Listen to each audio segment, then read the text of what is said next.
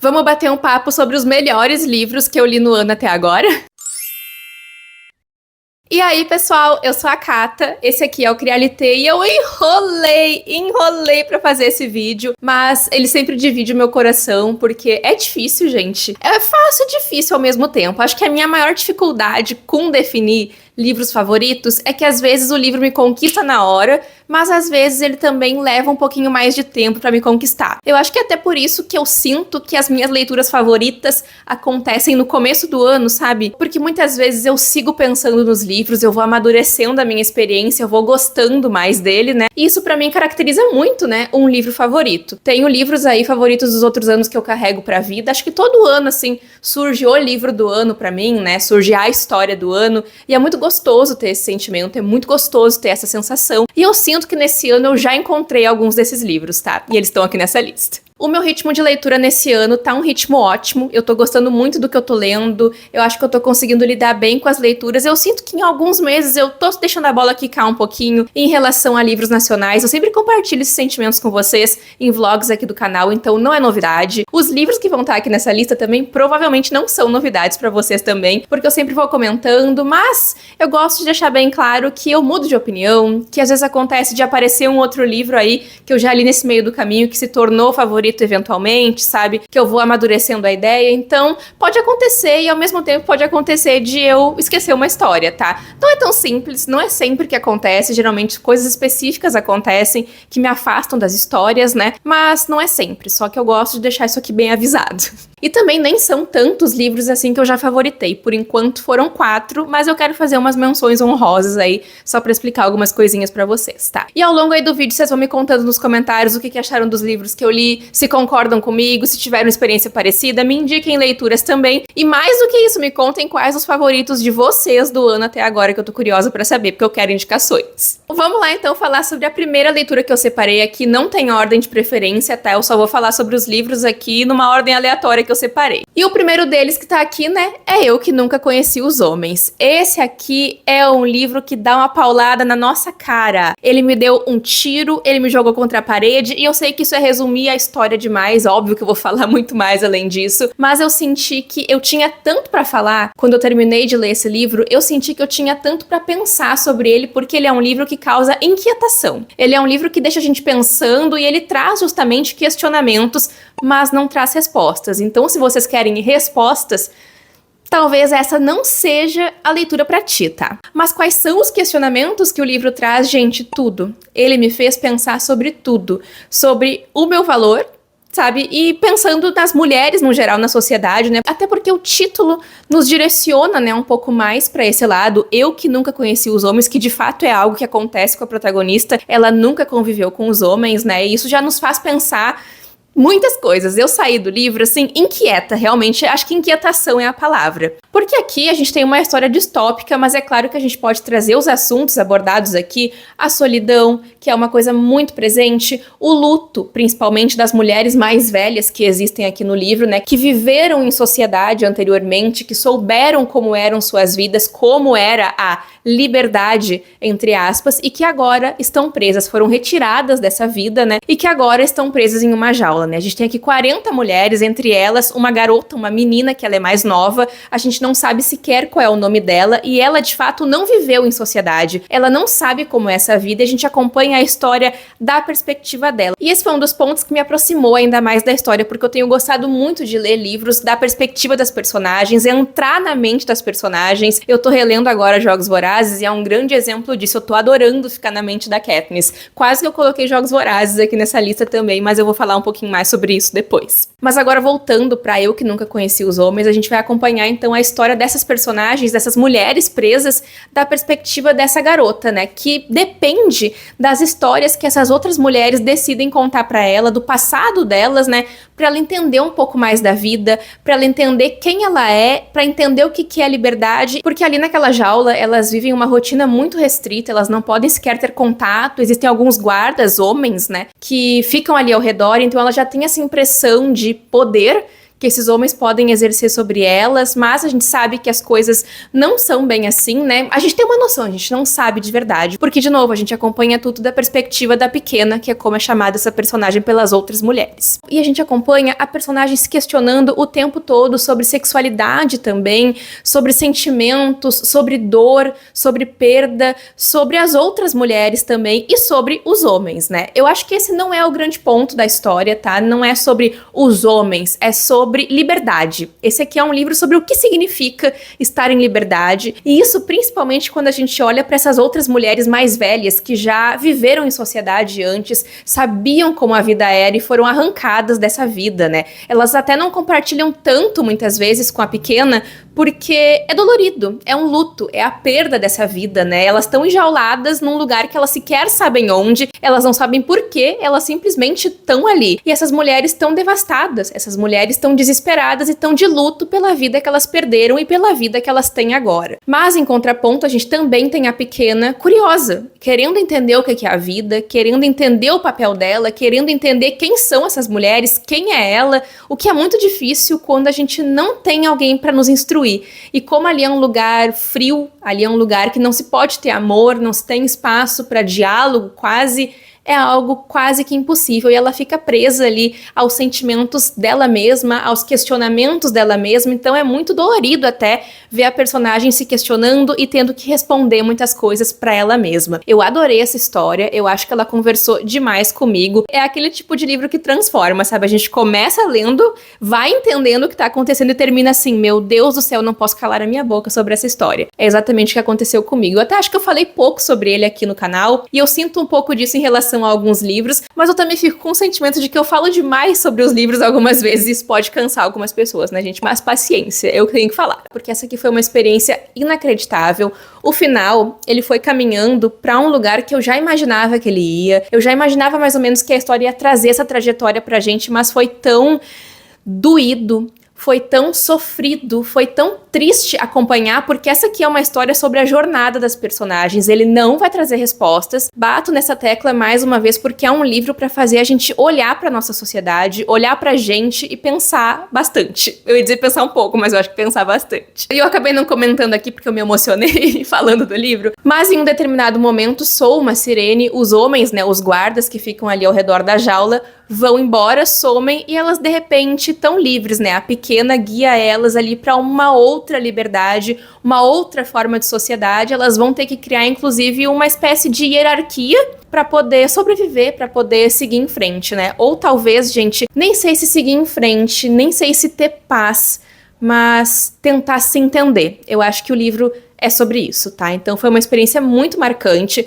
Muitas pessoas falavam pra mim que eu ia adorar essa história, que ia ser um livro incrível, e de fato foi. E não tinha como não ser uma marca do meu ano, uma das melhores leituras que eu fiz até agora. E sabe uma outra coisa que vai ser extremamente marcante no meu ano também? É se tu te inscrever aqui no canal, se não te inscreveu ainda. Se inscrevam no canal, então, gente, curtam esse vídeo, hypem ele se vocês puderem e comentem aí quais os livros favoritos de vocês desse ano até agora, tá? Me acompanhem também nas outras redes sociais do Crialité. O meu arroba no TikTok é Kata Jukoski e no Instagram é Crialité, @Crialité, assim como aqui, tá? Os links estão aqui na descrição do vídeo. E agora vamos falar dele, gente. Sangue Raro, de Lucas Santana. Esse aqui é um livro que eu também não calei a minha boca sobre ele. Esse sim, eu falei horrores sobre ele, fiz vlog aqui no canal. Eu tenho uma memória bem forte de estar sentada bem aqui do lado falando sobre ele. E aqui a gente também vai ter uma história distópica, né? Só que dessa vez a gente tá no Brasil, mais precisamente em Recife. Num Recife pré- e pós-apocalíptico, depois que o Brasil foi dominado aí pela feitiçaria. Aqui a gente vai acompanhar a história então do Caetano, que é um sangue raro. E esse sangue raro, ele pode ser utilizado para rituais mágicos. A gente já sabe que o país está se reestruturando, ocorre um golpe militar, e pessoas sangue raros estão sendo perseguidas pelos militares. O Caetano acaba ficando sem muitas opções, né, gente? Isso nos rende cenas assustadoras. Eu fiquei amedrontada lendo esse livro, mas de uma forma muito boa, tá? Porque as coisas aqui são construídas de uma forma muito inteligente, muito intrigante, com uma atmosfera, assim, de dar arrepio mesmo. E então o livro vai intercalando entre presente e passado, né? No passado a gente vai entendendo um pouco mais sobre esse golpe militar, sobre como a sociedade se reestruturou, né? Sobre o perigo, sobre o medo enredo, e 10 anos se passam, né, quando a gente tá no presente, a gente vai acompanhar o Caetano depois que ele foi capturado ali pelos militares, né, e tá tendo o sangue dele retirado, né, pra ser usado em rituais, pra buscar por pessoas, procurar por pessoas que sejam de interesse dos militares. Ou seja, ele tá sendo torturado, tá, gente? É basicamente isso que tá acontecendo, mas a gente sabe que ele vai conseguir fugir.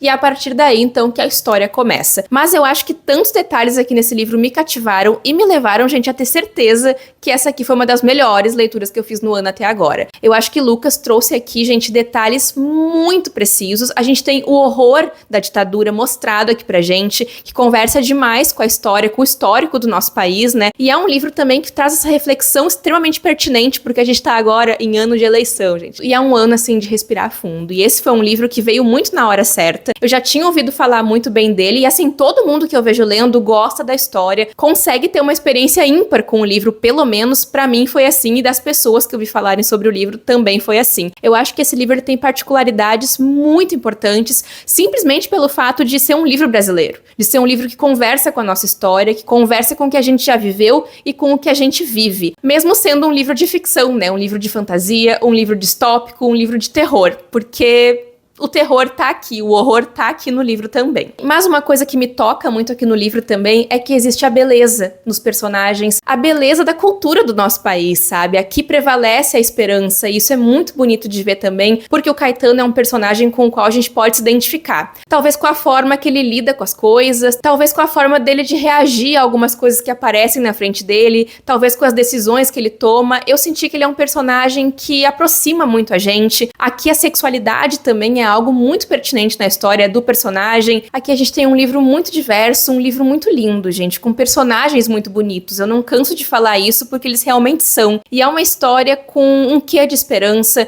que fala sobre a nossa história do nosso país, que fala sobre a nossa cultura. Eu acho que é um momento extremamente pertinente para ser uma história lida. Eu acho que todo mundo deveria ler esse livro, essa é a minha opinião. É um livro que me tocou profundamente, que eu vou indicar por muito tempo, tá? Eu amo esse livro, eu adoro essa história e ela mexeu muito comigo. Eu não imaginava que eu ia encontrar uma história tão completa, uma história tão incrível aqui quanto ela foi. A qualquer momento pode rolar uma releitura.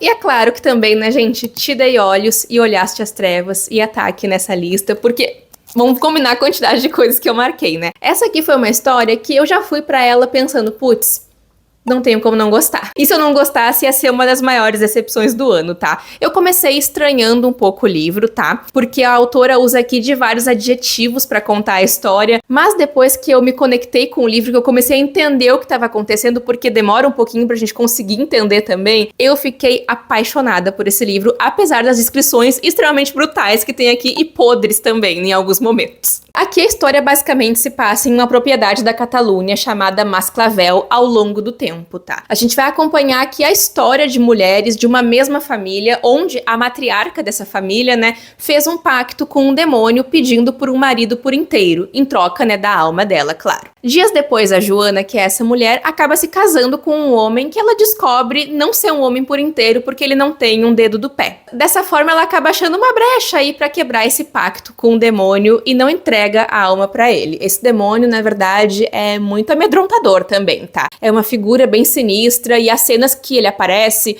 são bem... da agonia. E não as primeiras, as depois.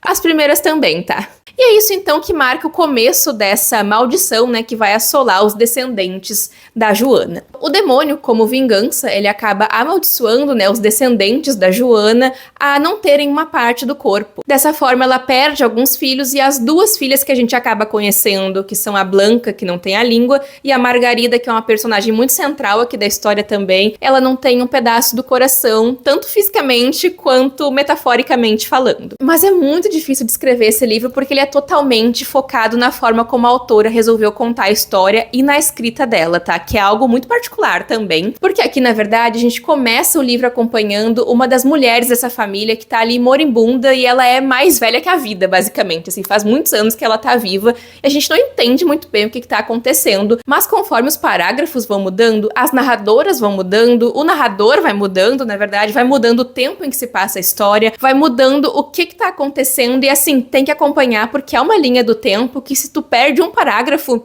não vai entender nada. E eu acho que assim, gente, tinha tudo pra dar errado. Ia ser 8 ou 80, sabe? Essa minha experiência. E foi 80, graças a Deus. Mas é um livro que ele me conquistou em pequenos detalhes também. Aqui a Irene Solá, que é a autora, ela traz muito, gente, da cultura da Catalunha. Ela fala muito sobre a culinária, sobre lendas, sobre o folclore, o que é muito rico. E eu fui pesquisar um pouco mais sobre isso. Ela até comenta aqui no final da história algumas referências. E assim, gente, eu fiquei comovida com essa história, eu fiquei embasbacada, eu não imaginei que a escrita ia ser assim, eu não imaginei que ia me conquistar tanto esse livro, eu terminei apaixonada por ele, apesar de que em alguns momentos eu fiquei assim, ó, meu Deus do céu. Acho que é uma história que desperta o sentimento de, quê? O que tá acontecendo? E eu adoro me sentir assim quando eu tô lendo, tá? Eu gostei muito da minha experiência, já quero ler outros livros da autora e recomendo bastante, e esse título aqui é maravilhoso, tá? Eu lembro que eu marquei a parte em que aparece o título no livro, tá? Porque é uma coisa muito específica. E eu tava pensando nessa frase hoje mesmo. Achei, eu vou ler. Afasta-te de mim, endemoniada, que te dei ouvidos e escutaste outro, que te dei boca e confabulas com outro, que te dei olhos e olhaste as trevas. Então assim, gente,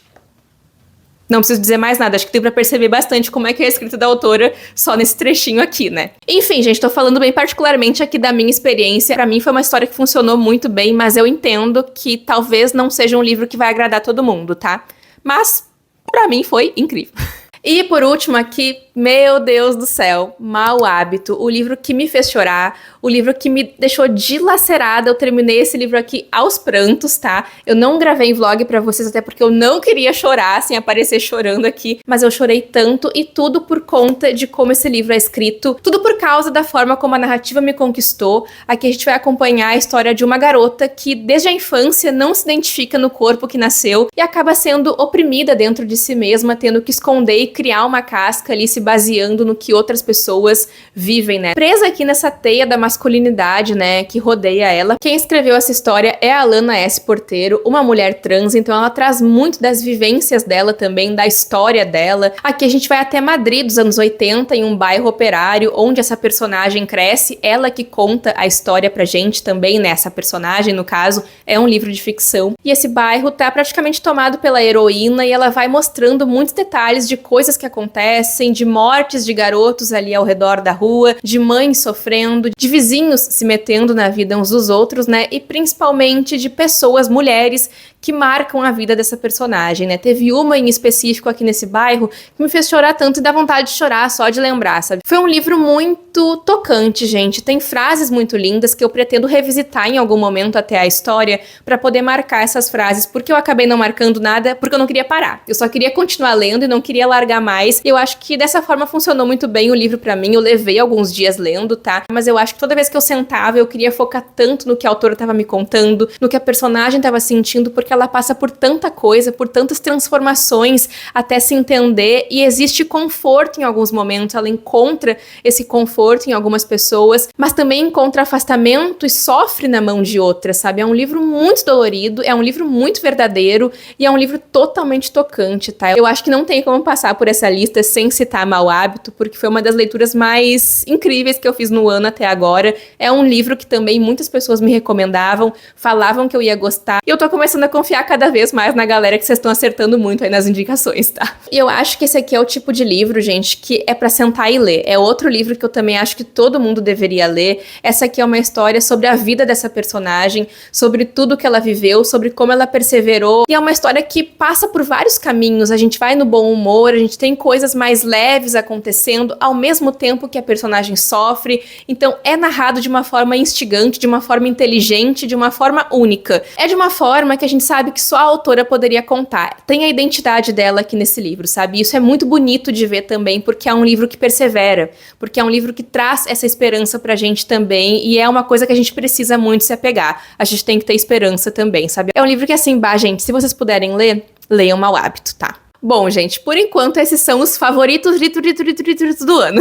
Agora eu quero falar sobre alguns livros em potencial, que eu gostei muito de ler, mas que foram leituras mais recentes, então eu tô meio assim pensando, será que vem aí? Será que vai acontecer? Vamos falar um pouquinho sobre eles. E um deles é Uma Lembrança Chamada Império, tá? Eu não imaginava que esse livro ia me comover tanto, que ia me pegar tanto, sabe? Eu não conseguia largar essa história. Aqui a gente vai conhecer a história da Marrite, que vai até o centro do Império Texicalano, né? Texicalan, para ser a nova embaixadora de Licel. Mas chegando lá, ela vai ser envolvida em um jogo político, em uma teia de mentiras, e ela vai ter muito jogo de cintura, vai ter que ter, né? Muito jogo de cintura, pra lidar com isso, pra lidar com os sentimentos dela de solidão, pra lidar com tudo que tá acontecendo ali em um lugar que insiste em lembrar pra ela que ela é uma forasteira e do qual ela sabe que não faz parte. É um livro muito bom, gente, eu recomendo demais, é um livro de sci-fi, é sáfico também, então esse livro aqui teve tudo que eu gostei. Eu adorei. Foi uma leitura um pouco mais lenta no começo, eu demorei um pouco pra entender, aviso isso pra vocês porque pode ser que aconteça com vocês também, mas ali no capítulo 2, assim, no meio do capítulo 2, eu lembro que foi muito marcante, que eu falei, bah, tô muito investida, tô gostando demais. Então eu queria trazer aqui porque eu acho que eventualmente pode se tornar aí uma das melhores leituras que eu fiz no ano também até agora. É aqui que eu quero falar também sobre Jogos Vorazes, gente. Eu agora tô lendo Em Chamas e tô fazendo um projetinho lendo os 3 volumes da trilogia principal, né? Já li Jogos Vorazes com vocês, vai estar aqui no card o vídeo pra quem quiser ver, e em seguida já vai sair o de Em Chamas também, que eu tô adorando. E eu tô me renovando com a história, tá? Já é um favorito da vida desde sempre, Jogos Vorazes, por isso que eu nem coloquei aqui nessa lista, só que a experiência de releitura, pela 10ª vez que eu tô relendo, tá saindo muito melhor do que a encomenda, tá? Eu tô gostando muito mais, acho que a série amadureceu muito comigo, ou talvez eu tenha amadurecido com a série, não faço a menor ideia, mas eu acabei não colocando na lista principal, porque eu não terminei de ler ainda Jogos Vorazes, tá? Não terminei de ler A Esperança, nem Em Chamas, mas assim, gente, não acho que vai mudar muito a minha memória com o livro, porque eu também tenho esse apego muito nostálgico com a história. Jogos Vorazes faz parte da minha vida de leitora, moldou muito da minha vida também, né? Então, assim, é uma experiência indescritível e tá sendo muito legal gostar de novo desse livro, tanto quanto eu gostei da primeira vez, porque eu acho que tá, assim, pau a pau. E um outro livro que também, a cada dia que passa, ganha um pouco mais de espaço no meu coração é Os Supridores, de José Faleiro. Esse aqui também falaram que eu ia gostar muito, e aí eu fui lá e pá, pum. Eu gostei muito dessa história, gostei muito de como o livro aborda os assuntos que ele trabalha. Eu achei essa uma história bastante corajosa da parte do José Faleiro, tá? Por expressar aqui tudo que ele expressa, por falar com tanta verdade sobre o que ele quer dizer. Aqui a gente vai até Porto Alegre, né? Acompanhar 2 jovens que vivem na periferia e acabam sendo supridores em um mercado. Eles fazem ali a reposição do mercado, mas na verdade, gente, eles são um pau pra toda a obra, porque tudo eles têm que fazer naquele mercado, até que eles decidem que não aguentam mais ser pobres. O Pedro, principalmente, encabeça toda essa ideia, né? E o Marques entra nessa meio de gaiato, porque eles estão ali como conhecidos, como amigos, mas o Pedro, ele tá mais disposto a fazer o que for preciso para não ser pobre, como os antepassados dele, mãe dele, vó dele, bisavó. Ele não aguenta mais viver essa vida miserável, eles não têm dinheiro para nada, então ele tá disposto a tudo. É nessa então que eles acabam fazendo um esquema ali do mercado, eles acabam pegando algumas coisas do mercado, eles vão roubar o mercado, né? Para poder arrumar dinheiro para vender mais, já que tá bem complicado de conseguir. E é importante dizer também que o livro se passa aqui no ano de 2009, tá rolando uma escassez. Escassez não, tá difícil, tem que ir muito longe para conseguir mais. Então eles querem vender ali onde eles moram, tá? Só que isso aí entra uma coisa complicada, porque existem pessoas que já tomam conta daqueles lugares, tem rivalidade entre essas pessoas também, então é tudo muito delicado, mas eles estão indo pelo justo, eles estão indo fazer o corre deles pelo justo, só que às vezes não tem como medir, né, o tamanho da enrascada, o tamanho do problema que eles estão se metendo. E esse é um livro que tem cenas muito frenéticas também, principalmente no final, e de novo eu acho que é uma história bastante corajosa, tá? Bastante mesmo, e o final do livro me agradou muito, eu acho que essa aqui é uma história que vai crescendo comigo ainda mais, tá? Então fica a recomendação de leitura pra vocês também. Vem sim, então, esse vídeo, gente. Eu sempre fico muito ansiosa porque eu quero falar sobre todos os livros e quero falar bem e quero explicar bem pra vocês. Acho que eu consegui, tá? Espero que nos próximos meses venham mais livros favoritos. Eu tô lendo alguns agora que talvez venha aí. E vocês podem indicar também os livros favoritos de vocês aí nos comentários, tá? Não esqueçam de curtir esse vídeo, de compartilhar, de hypar também, que é muito importante. E é isso aí, pessoal. Muito obrigada por terem assistido e a gente se vê no próximo vídeo do Crialité. Tchau, tchau!